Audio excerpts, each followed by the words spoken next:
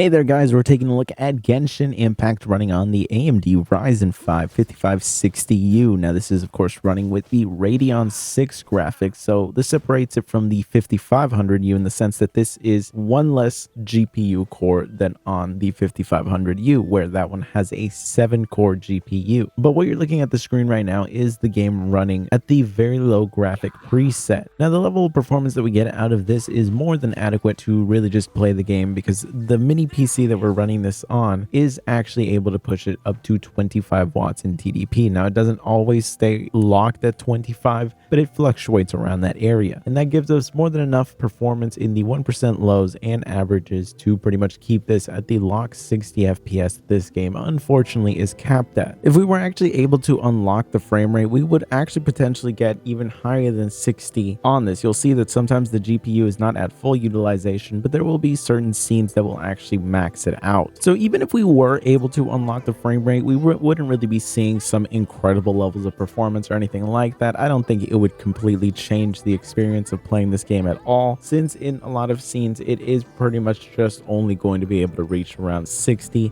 at most maybe 61, 62. So again, nothing incredible, but overall, if this is a type of game that you love to play, even in the most demanding scenes, you're not really going to be going down extremely low or anything like that. You have the headroom here where a drop down to 30 or even the mid 20 FPS for the 1% lows will still be more than adequate enough to actually play the game. Now, of course, running it at the very low preset actually ends up running the game with a lower than native resolution. So it's actually running at lower than 1080p, but for the most part, it looks perfectly fine and it's going to be more than playable on here. Really, the biggest shock of trying to play this game, to me at least, was the fact that the game takes up 100 gigabytes of space for a mobile game. Very surprising to me, but at least it was playable like this. But if you want to turn up the graphics up to the low preset instead of the very low, where the low preset actually runs it at native resolution, we can take a look at that and see how it actually performs on here. And you can see that that bump in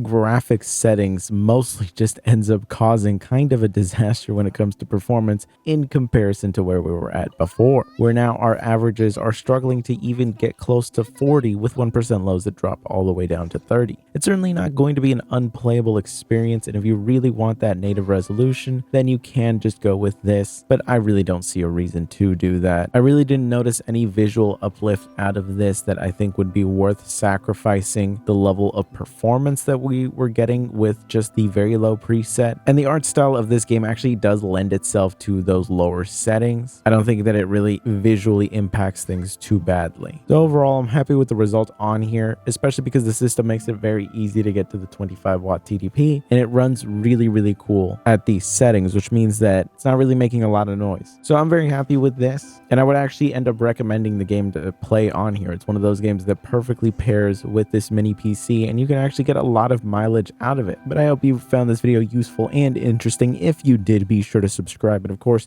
memberships are enabled on the channel now, so if you would like to become a member and help support the channel directly like that, please feel free to do that. That will be greatly appreciated, and I will see you guys next time.